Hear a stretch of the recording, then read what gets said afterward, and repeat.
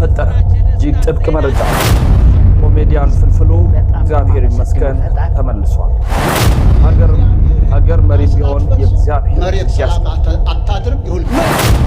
የተወደዳችሁ ቤተሰቦቻችን ኦርቶዶክሳውያን ኢትዮጵያውያን ኤርትራውያን እንዴት አላችሁ? እንዴት ቆያችሁ? እንዴት ሰነበታችሁ? ያሮስ ነው። ያሮስን ሰብስክራይብ በማድረግ ላይክ እና ሼር በማድረግ የቀደመ አጋርነታችሁን ቤተሰባዊነታችሁን በማሳየት ከጎናችን እንድትቆሙ በፍጹም ትህትና እንጠይቃችኋለን። መረጃው ለመላው ዓለም እንዲዳረስ ላይክ ሼር አድርጉልኝ። በቅድሚያ ግን በሳውዲ አረቢያ የሚገኙ ወንድሞቻችን እህቶቻችን እግዚአብሔር አምላክ እንዲጠብቃቸውና የምህረቱን ፍርድ እንዲልክላቸው መልአኩን ልኮ ከዛ እንዲታደጋቸው እንጸልያለን። የብፁዕ ቅዱስ ፓትርያርኩም አባታችን መልእክትም ተሰምቶ እሺታን ያገኝ ዘንድ በምህረት ይመለሱ ዘንድ ምኞታችን ነው። ስለዚህ ሁላችሁም ይህንን ነገር በጎ መሻታችሁን መጻፋችሁ እንዳይዘነጋ። ወደ መረጃችን ሳመራ ሁላችሁም እግዚአብሔር ይመስገን ያላችሁ እንድጽፉልኝ ፈልጋለሁ።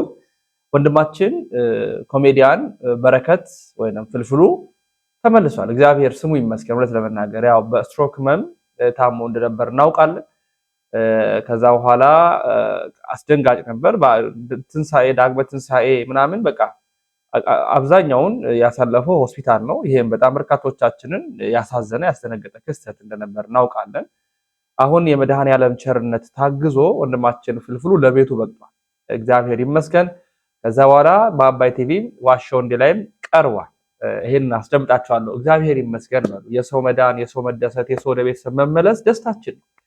የእነሱ ደስታ የኛም ደስታ ስለሆነ ስለ ፍልፍሉ ስትሉ መድኃኔዓለምን አመስግኑ። ንካ እግዚአብሔር ይመስገን እግዚአብሔር ሁልጊዜም በጨዋታና በሳቁ በደመቀ ስራው የምናውቀው ተወዳጁ አርቲስት ፍልፍሉ ባጋጠመው ድንገተኛ የስትሮክ ህመም ምክንያት ለረጅም ጊዜ ሕክምናውን ሲከታተል መቆየቱ ይታወሳል። ሆኖም ግን አሁን ላይ አርቲስቱ ከነበረበት የጤና እክል ሙሉ በሙሉ በማገገም ወደሚወደው የጥበብ ስራው በይፋ መመለሱ ታውቋል። ይህ እጅግ ልብን ደስ የሚያሰኝ ዜና ሁልጊዜም በስራዎቹ ለሚደሰቱት በርካታ አድናቂዎቹ እንዲሁም በቅርበት ለሚያውቁትና ለሚወዱት የሙያ አጋሮቹ ትልቅ ደስታና እፎይታን ፈጥሯል። እናንተ ምን ትላላችሁ? ለተጨማሪ መረጃ ፎሎ ማድረጋችሁ እንዳዘነጉ። እግዚአብሔር ይስጥልኝ። በጣም ነው የማመሰግነው ፈጣሪ እና አንዱን ለመጠየቅ አግዞን ያው የስትሮክ አይደል እንደዚህ ብሎ ገባ። ትንሽ የስትሮኩ ሲያዝ እንደዚህ አይደለም ያደርጋ አንተን ለመጠየቅ እንዲህ ብሎ ገባ። ለምን ኦልሬዲ ህመምተኛ ነው ብለው ጥበቃዎቹ እንዲያሳልፉት ከገባ በኋላ አይዞህ እኔም ቀና እያልኩ ነው ስለው አይ አንተን ለጠይቅ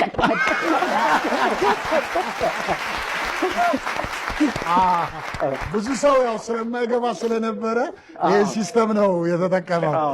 አንደኛው ሱፍ ነው ምንድነው ለብሶ እሱም አርጉ እንደው ለሚዲያ ምን ከሆነ እኔ እንጃ። ገባና ቤት ሲመጣ ባለቤቴ ያው ብዙ ሚዲያ ላይ ሩቅ ነች መሰለኝ እንደኔ ቴሌቪዥኑም እንደሚሰራ እኔ እንጃ። እና አንዱ ሱፍ አርጎ መጣ። ዘፋኝ ነው ብላ አስገባቸው። ከገባ በኋላ እግሬ ላይ ወደቀ። ትንሽ በዚህኛው በኩል ያለው ይሸልል የለ እግሬ በሚሰማው በኩል ወደቀ አልኩ። አልገባኝማ ምንድን ነው ምናምን ስለው አይ እንዳንተው ነው የሚያመኝ አሳከመኝ አለ። ስለዚህ ለሱም እንግዲህ በቀጣይ ሕክምናውን እንዲያገኝ ቃል ገብቶለታል። እኔም ቃል ገብቻለሁ። እኔም ህዝቡም እያሳከመኝ ስለሆነ እንጠራዋለን። እንዳጨከን ብዬ ከኔ መድኃኒት ሰጠው ተየለ አይነት። ስለዚህ ያው ህዝቡ ያሳክማል። ችግር የለም።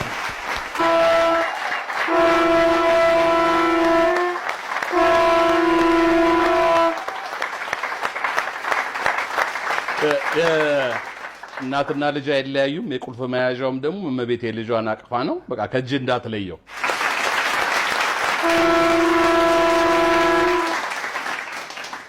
ማርቆስ እግዚአብሔር አምላክ የተመሰገነ ይሁን። ከዛም ተመልሶ እንኳን ወደ ቀልዱ ወደ ቀደመ ጫወታው ወደዛው ለሚናፈቀው ወደ ናፍቅነው ነገር ነው ያመጣንና እኔ ደስ አሰኝቶኛል። ስሙ እግዚአብሔር ይመስገን ነው ምንለው። በእንትናውን ጀምር አይደለ በስውሯ ማርያም በጣም አስደናቂ የሆነ ተአምር ተፈጽሟል። እንግዲህ ስውሯ ማርያም በተለይ ሁላችንም በስጋ ህመም የገጠመን ሊሆን ይችላል። ብዙ ጥያቄዎች አሉን። ስውሯ ማርያም ብቻ ሳይሆን ብዙ አብያተ ክርስቲያናት ፈውስ የሚሰሩ የሚያድኑ ሁሉም ያድናሉ። በአጠቃላይ እንዲህ አይነት ቦታዎችን ተገኝተን እግዚአብሔር እንድናመሰግን የእርሱ መልካም ፍቃድ ይሁን። በነገራችን ላይ ሁሉም ወደዛ ስለሚሄድ ነው። ግን በሁሉም ቦታ ላይ እግዚአብሔር የማዳኑ ስራ ተገልጦ ይታያል።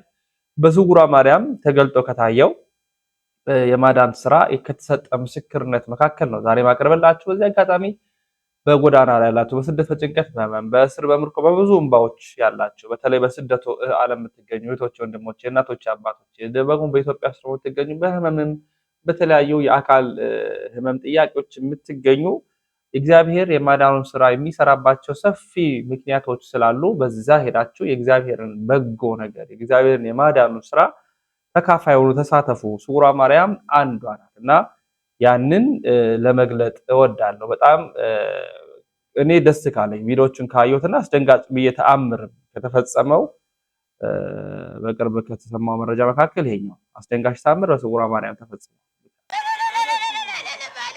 የምስራች የደስታ ዜና አለን።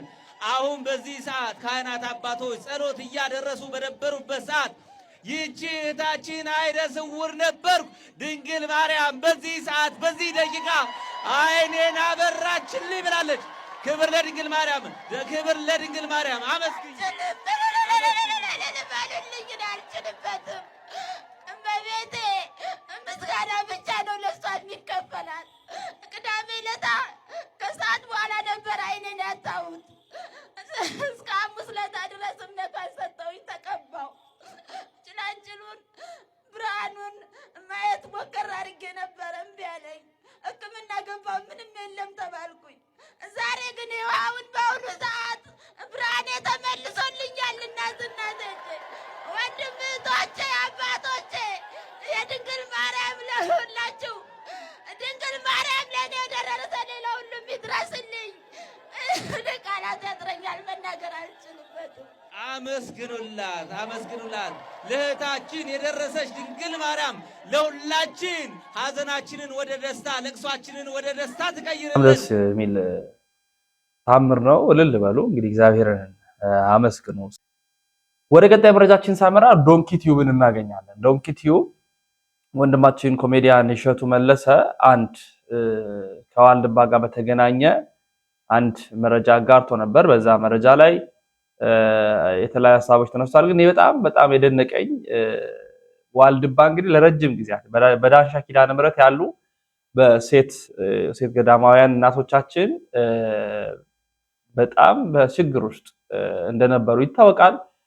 በተደጋጋሚነት ማህበረ ቅዱሳን የተለያዩ ሚዲያ አካላት ብፁዕ አቡነ መቃርዮስን ጨምሮ እየሄዱ ያስተዋውቁልን እንደነበረ መርዳት እንዳለብን፣ መደገፍ እንዳለብን፣ መጠበቅ እንዳለብን፣ ውሃው ተቆፍሮ ለነሱ እንዲሆን ማድረግ እንዳለብን፣ ብዙዎቹን ያጣን እንዳለ አስቀድሞ ተናግሮ ነበርና በኮሜዲያን እሸቱ አማካኝነት ደግሞ በዋልድባ የሚገኙትን ዳንሻ ኪዳነ ምሕረት የሚገኙትን እናቶቻችንን ለማገዝ አንድ ፕሮጀክት ተቀርጾ ማስታወቂያ ሂዶ ሰርቶ ነበረ።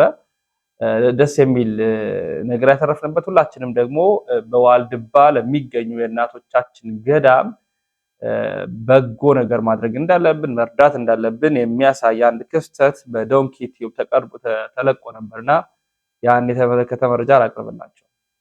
አረ ኮሜዲያን እሸቱ ምንድነው እያሳየን ያለው? አረ እባካችሁ እድሜ ይስጥ በሉት፣ መርቁት። እግዚአብሔርን የአራዳ ልጅ ምርጥ ኦርቶዶክሳዊ ነው ዴ ከዘንዶ ጋር ተፋጠው፣ ከእባብ ጋር ተፋጠው፣ ከነቀርሳ፣ ከወባ፣ ከአሜባ ከተለያዩ በሽታዎች ጋር እየተፋለሙ የሚኖሩት ኑሮ እንዴት ነው የሚያስገርመው! በመድኃኒዓለም ደግሞ እኮ የገረመኝ እንዴ ብትሞቱስ ይላችኋል እንዴ! ወይኔ ታድሎ ምናምን ነገር ነው የሚባሉት በእንደዚህ አይነት በሽታ ሲሞቱ ማለት ነው። አረ ገብታችሁ ተመልከቱት። እግዚአብሔርን ደግሞ እርዳታ ለመሰብሰብ ነው፣ እርዳታ ለመሰብሰብ ነው፣ ውሃ ለማስገባት። ንጹህ እኮ ደግሞ አይደለም የወንዙ አስገቡልን ነው እያሉ ያሉት። በዋልድባ ገዳም የሚገኙት የእናቶች ገዳም ማለት ነው። እግዚአብሔርን በጣም እሸቱ እግዚአብሔርን በቃ ሊመሰገን የሚገባው ልጅ ነው። ምርጥ አራዳ ልጅ። ኦርቶዶክሳውያን መርዳት ካለብንም በእውነት ይህንን ነገር ዶክሜንተሪውን አይተን እንርዳ። 40 ደቂቃ ነው እንዳያመልጣችሁ። ዶንኪ ቲዩብ ላይ ገብታችሁ ተመልከቱት። እግዚአብሔርን እንዴት አባቱ ኑሮ ነው የሚኖሩት በእናታችሁ። በጣም ነው ደስ የሚለው። መንፈሳዊነት ልዕልና፣ መንፈሳዊነት ልኩ፣ መንፈሳዊነት ሚስጢሩ የገባቸው እንዲህ እግዚአብሔርን ያመሰግኑታል። በማያቋርጥ ምስጋና እግዚአብሔርን ይለምኑታል። ስለ ሀገራችን፣ ስለ ዓለሙ፣ ስለ ሰው ልጅ ሰላም፣ ስለ ኢትዮጵያችን ደህንነት፣ ስለ ቅድስት ቤተክርስቲያናችን የሚጸልዩ ናቸው። ይቺን ኢትዮጵያ አድርገው ያለም ድረስ ያቆሟታል። ዋልድባ ደግሞ ለብዙ ዓመታት በጣም ለብዙ መቶ ዓመታት የማያቋርጥ ምስጋና ሲደረግበት የነበረ ነው። ታዲያ ዛሬ የእኛን እርዳታ ይጠይቃል። እንግዲህ ተቆፍሮ እግዚአብሔር አምላክ ገብቶበት ድንቅ ስራውን ሰርቶ እናቶቻችንም የዛን መከራ ያን ጭንቀት ያ ለብዙ ጊዜያት ሲንገላቱበት የነበረው ነገራቸው ይመለስላቸው ዘንድ እንማጸናለን እና በዚህ አጋጣሚ እግዚአብሔር አምላክ ይግባበት። እግዚአብሔር አምላክ ነው የሚሰራው፣ ሰሪውም እሱ ስለሆነ ገብቶ በጎ ነገሮችን ይስራ፣ ሐሳቦቻቸው ይሳካ። የአባቶቻችን ድምጽ ተሰምቶ የእናቶቻችን ድምጽ ተሰምቶ ደግሞ የኛም የምእመናንን ደግሞ ልባችን ተከፍቶ ሁላችንም በትብብር የእናቶቻችንን ጥያቄ እንመልስ የሚል መልእክት ለማስተላለፍ ወዳለሁ። ወደ ቀጣይ መረጃ ሳመራ ሀገርም መሪም ቢሆን የእግዚአብሔርን ሕግ ማክበር አለበት አሉ ብፁዕ አቡነ ቶማስ። ማንም ቢሆን የእግዚአብሔርን ሕግ ማክበር አለበት። የእግዚአብሔር ሕግ ያልከበረበት ሀገር ሊባል አይችልም፣ መሪም ደግሞ መሪ ሊባል አይችልም በሚል አንስተዋል። የብፁዕ አባታችንን መልእክት የእግዚአብሔር ሕግና ስርዓት ፈርሶ መሬት ሰላም አታድርም። ይሁን መሬት ሰላም አታድርም። የንጉሠ ነገሥቱ የአገር መሪም ቢሆን መጀመሪያ የእግዚአብሔርን ሕግና ትእዛዝ ማስከበር አለበት። አለዚያ ሰላም አይኖርም። የራሱ ሕግ እንዲከበርለት ተፈለገ የእግዚአብሔርን ሕግ ማስከበር አለበት። ነገሥታቱ ሁሉ እነ ዳዊት፣ ሰሎሞን፣ ሌሎችም በሀገራችንም እነ አፄ ዮሐንስ፣ እነ አፄ ኃይለ ሥላሴ፣ እነ አፄ ምኒልክ የእግዚአብሔርን ቤት እየሰሩ መተዳደሪያ ርስት ጉልት እየሰጡ ነው አገራቸውን ሰላም ያኖሩ። እግዚአብሔርን ተቃውሞ በሰላም መኖር የለም። አዎ ነገሩ ሁሉ ድፍርስርስርስ የሚለው እግዚአብሔር ፊቱን ሲዞር ነው። እግዚአብሔር የኛ ተሆነ ተራራው ይሸሻል፣ ለጥ ያለ ሜዳ ይሆናል። ሲወጡ እኮ እስራኤል እኮ ሲሄዱ እኮ መሬቱ በደመና ግሊደር አያችሁ። በምን መሰላችሁ? ምድሩ ተራራው ጉቶው የሚነቀል በደመና ግሊደር መሬቱን እየደለደለ እየጎዘጎዘ እያሳመረ ሌሊት በብርሃነ እሳት ቀን በደመና እየገረን መርሆሙ ማልተ በደመና ወኩሎ ሌሊት በብርሃነ እሳት እንደዚያ ነው እስራኤልን ይመራቸው የነበረ። እንግዲህ እግዚአብሔር ፊቱን ሲያዞር ነው ነገሮች ድፍርስስ የሚሉት። ሀገር ሰላም የማትሆነው መሬት እንኳን የማታፈራው ሰላም የሚጠፋው እግዚአብሔር ከኛ ፊቱን ሲያዞር ነው። አሁን ያለንባት ኢትዮጵያ ይህች ትመስለኛለች። እኔ በግሌ እግዚአብሔር ከኛ የራቀ ይመስለኛል፣ በጣም የራቀ ይመስለኛል። በመቅደስ ያለው ስርዓት፣ በመቅደስ የሚደረገው ነገር እግዚአብሔርን የሚያሳዝን ነው። ቤቴ የጸሎት ቤት ይባላል እንጂ የወንበዶች ዋሻ አይደለም ብሎ የተናገረ ክርስቶስ ዛሬ ቤቱ የጸሎት ቤት ነው ወይ የሚል ጥያቄ ብናነሳ ጥያቄው ጥያቄ ምልክት ሆኖ የሚቀጥል ነው። ምክንያቱም በጣም ውስንነት ስላለው አገልጋይ ምእመናን ንጽህና የለንም። እግዚአብሔርን ተገዳድረናል፣ እግዚአብሔርን ተደፋፍረናል፣ በኃጢአት ቆሽሸናል። እግዚአብሔርን ከማስገባት ይልቅ እግዚአብሔርን ከማምጣት ይልቅ እግዚአብሔርን ከማንገስ ይልቅ ዓለማዊነትን መርጠን ዓለማዊነትን አንግሰን ዓለማዊነትን በእኛ ውስጥ አስፍረን እግዚአብሔርን ርቀን ትተነዋል ብቻ ሳይሆን እግዚአብሔርን የምንሰድብ በእግዚአብሔር ላይ ጣት የምንቀስር ሆነናል። ከኛም ጽድቅ ጠፍቷል። በመቅደስ ያለው ስርዓትም ጽድቅ ጠፍቷል። በሀገርም ደረጃ በተለያዩ ቦታ ደግሞ የዚህ ኮዙ ምክንያቱ ረሃብ፣ ቸነፈር፣ ስደት፣ መፈናቀል፣ በየቦታው ሞት የሚሉ ነገሮችን መስማት ጀመረ። በመቅደስ ያለው በጎ አለመሆን ትሩፋቱ በውጭ ላለው ሆነ። የውጭውን ፈተና ወደ ውስጥ ገብቶ የውስጡን አናጋው። ስለዚህ እግዚአብሔር ከኛ ራቀ። የእግዚአብሔር ክብር በእግዚአብሔር የሚሰጠው ክብር ከኛ ከምእመናን ጎደለ፣ ከአባቶቻችን ጎደለ። እግዚአብሔር በእኛ አዘነ። አሁን ያለው የሆነ ያለው ይህ ነው።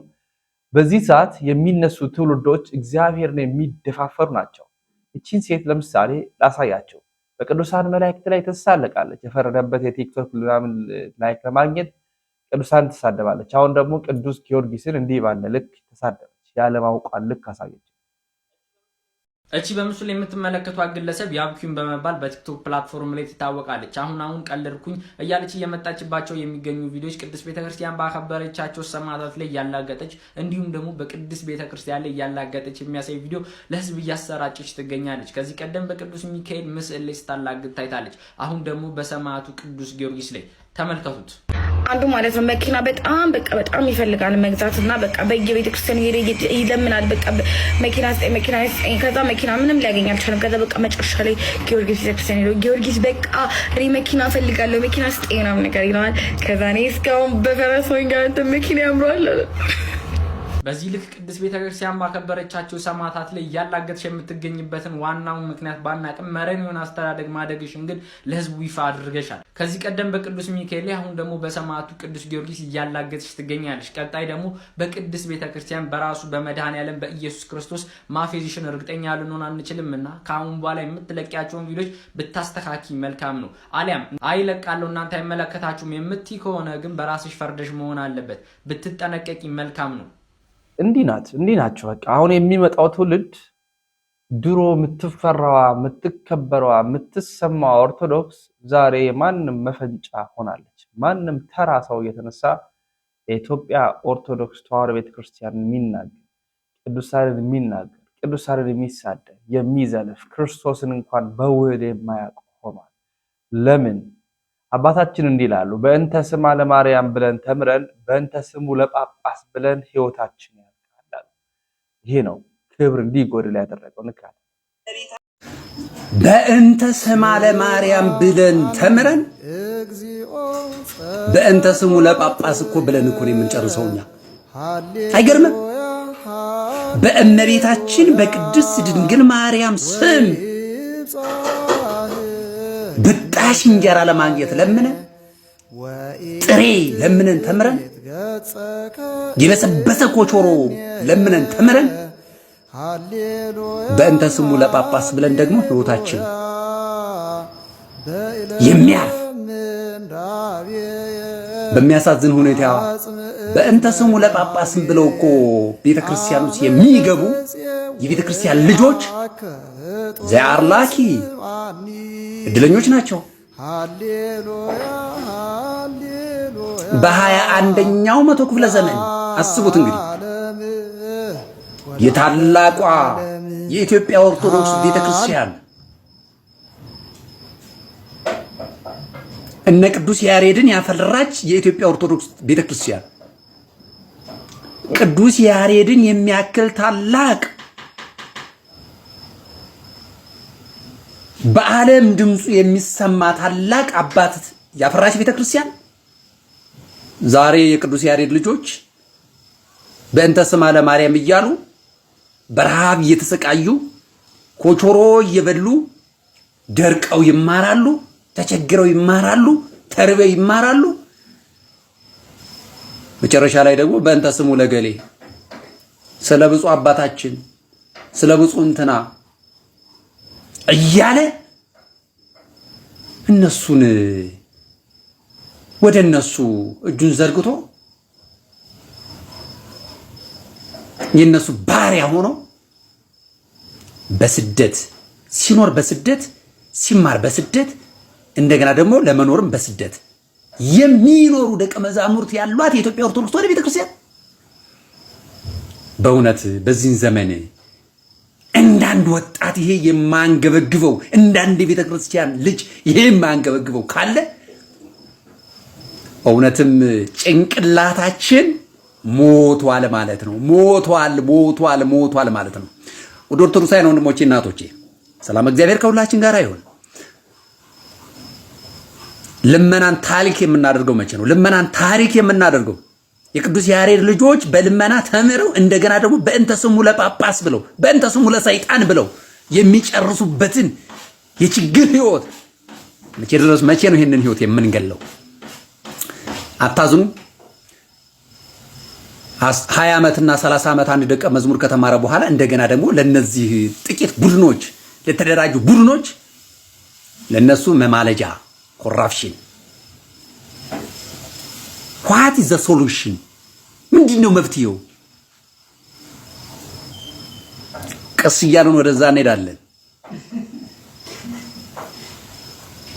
በእንተ ስሙ ለማርያም ብለን በእንተ ስሙ ለጳጳስ በእንተ ስሙ ለሰይጣን ብለን እየጨረስን ያለ ነው። የኢትዮጵያ ኦርቶዶክስ ተዋሕዶ ቤተክርስቲያን መምህራን ክበሩልኝ፣ ከኔ ጋር ስለሆናችሁ አትጥፉ። እኛ አባት የሚያነሱት የውስጥ እቺ ቤተክርስቲያን መድረስ የሚጠበቅባት ማድረግ የሚጠበቅባት መሆን የሚገባት ቦታ ላይ ባለመገኘቷ እንደ አባትነታቸው ያዘኑ ነው የሚናገር። ያዘኑ ቪዲዮአቸውን ስሰማ በጣም ነው የምደነቅባቸው። የሚያዩበት እይታ የሚያነሱበት ሐሳብ እውነትም ነው ደግሞ። ስለዚህ ከእግዚአብሔር ጋር እርቅ ልንፈጽም ይገባል። እግዚአብሔር ከኛ ጋር እንዲታረቅ ደግሞ እኛ ወደሱ መቅረብ አለብን። እውነት መገለጥ አለበት።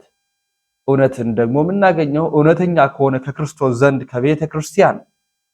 ስለዚህ እቺን ቤተ ክርስቲያን አሁንም ደግመን ደጋግመን እንመለከታት ይገባል የሚል እውነት አለ።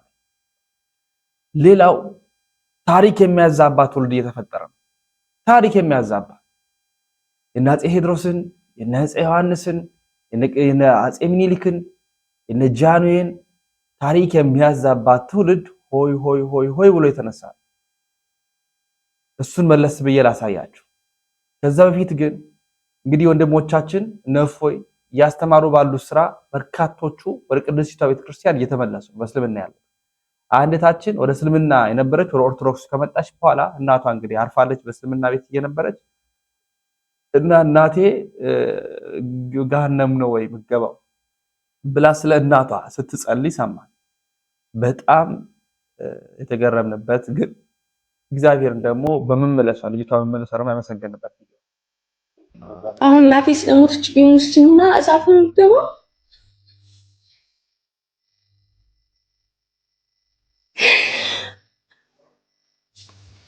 አይዞሽ ሶፊ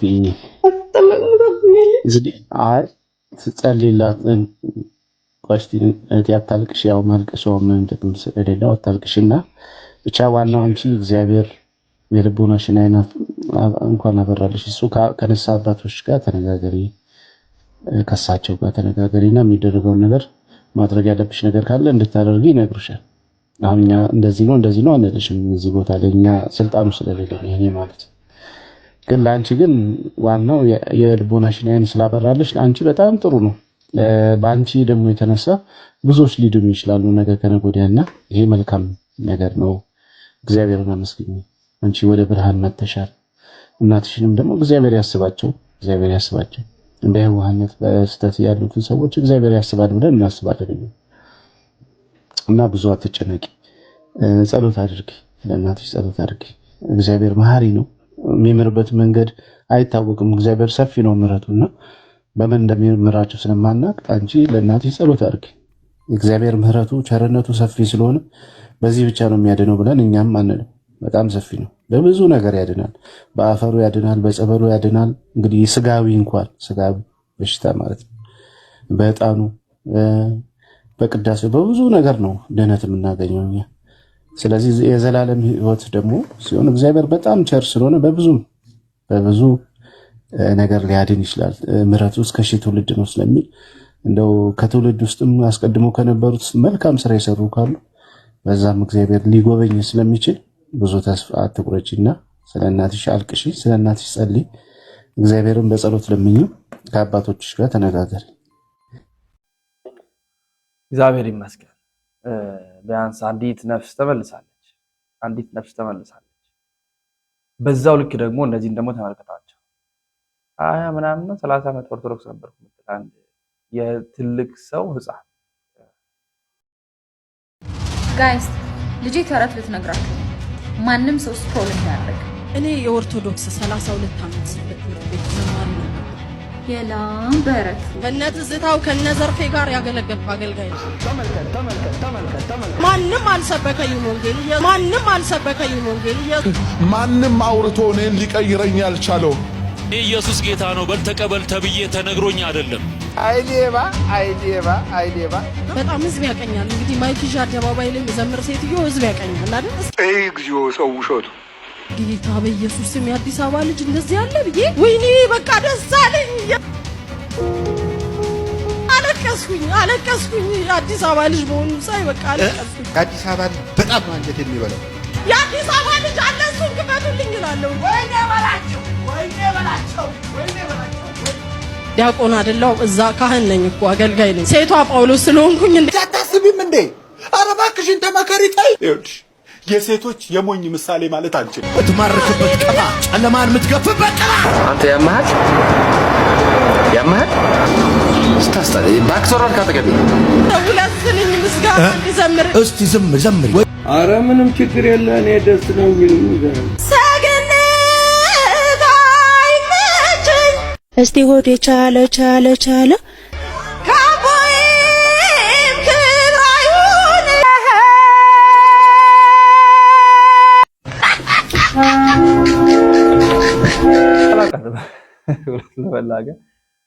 አላቃተም።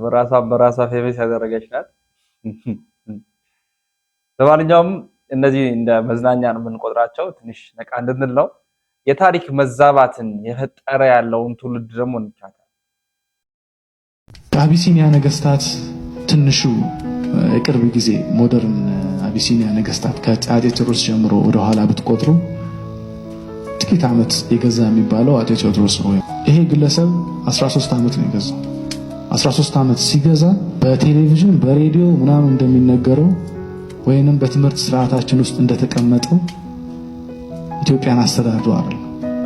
3 ቦታ ነው የዚህ ግለሰብ ታሪክ ቋራ፣ ጎንደር፣ መቅደላ ከዛ በኋላ ደብረ ታቦር። ከዚህ ዘለ ታሪክ የለው።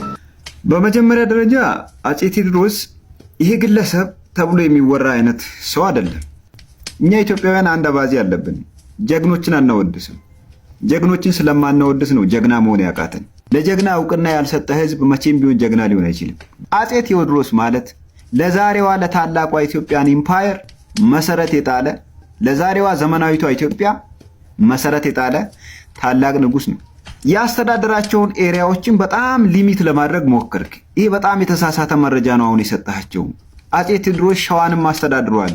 ሸዋን ከነገሰ ከአንድ ዓመት በኋላ 1856 ባትል ኦፍ በረከት የአጼ ሚኒሊክን አባት ኃይለ መለኮትን አሸንፎ ሸዋ አጼ ቴዎድሮስ ወደዛ እስከሚዘምት ድረስ አውቶኖመስ ነበረች፣ ራስ ገዝ ነበረች። ሸዋ ወደ ታላቋ ኢትዮጵያን ኢምፓየር ሰሚት ያደረገችው በአጼ ቴዎድሮስ ዘመን። ከዛ በኋላ ሚኒሊክን እንደ ምርኮኛ ወስዶ ቤተ መንግስት ያሳደገውም አጼ ቴዎድሮስ ነው። ታሪክን ወደኋላ በደንብ መርምረ ለመናገር ሞክር፣ ለመተንተን ሞክር። የሆነ ወንበር ማይክ የመናገር እድል አገኘ ማለት ታውቃለህ ማለት አይደለም። በዛ ላይ ደግሞ እነዚህን ታላላቅ ነገስታቶች ስታነሳ አክብረ ለማንሳት ሞክር። ይነስም ይብዛም ለዛሬዋ ዘመናዊ ኢትዮጵያ መሰረት የጣሉት ታላላቅ ነገስታት ናቸው። ስለ አጼ ዮሐንስም ያለውን ሰምተን እንመለስ። ዮሐንስ ወይም ካሳ ምርጫ 17 ዓመት ኢትዮጵያ ገዛ ተብሎ ይነገራል። የተቆጣጠራቸው መሬት ባህረ ነጋሽ፣ የዛሬዋ ኤርትራ፣ ትግራይና አንድ ሁለቴ ብቻ ወሎ አካባቢ መጥቷል። ሸዋም አንዴ መጥቷል። በዚህ በቃ እነዚህ ናቸው ኢትዮጵያ መስራቾችና ትልቅ ነገስታት። እኔ በግል ስለ አጼ ዮሐንስ ብትጠይቁኝ ወደ ንግስና ከመምጣቱ በፊት በተለይ ደግሞ አጼ ቴዎድሮስ ላይ ባደረገው ነገር ከንግስናው በፊት የነበረው የውስጥ ፖሊሲ ብዙም አይመቸኝም። መንበረ ስልጣኑን ከያዘ በኋላ ያስተዳደረው ቦታ ባህረ ነጋሽ፣ ትግራይና አንድ የወሎ አንድ የሸዋ ብቻ አይደለም የመጣው፣ ጎጃምንም አስተዳድሯል። ፕላስ ደግሞ ሸዋ ስንመጣ የሊጬን ስምምነት ማንሳት እንችላለን። ከማን ጋር ያደረገውን? ከሚኒሊክ ጋር ያደረገውን። ሚኒሊክ ዮሐንስ እስከሚመጣ ድረስ የነገስታት ንጉስ ነኝ ብሎ ነበር የሚያስበው። ዮሐንስ ወደሱ ሲመጣ ግን የነገስታት ንጉስ የሚለውን ታይትሉን ድሮፕ አድርጎ የሸዋ ንጉስ ብቻ የምትለዋን ወሰደ፣ ለዮሐንስ ገበረ።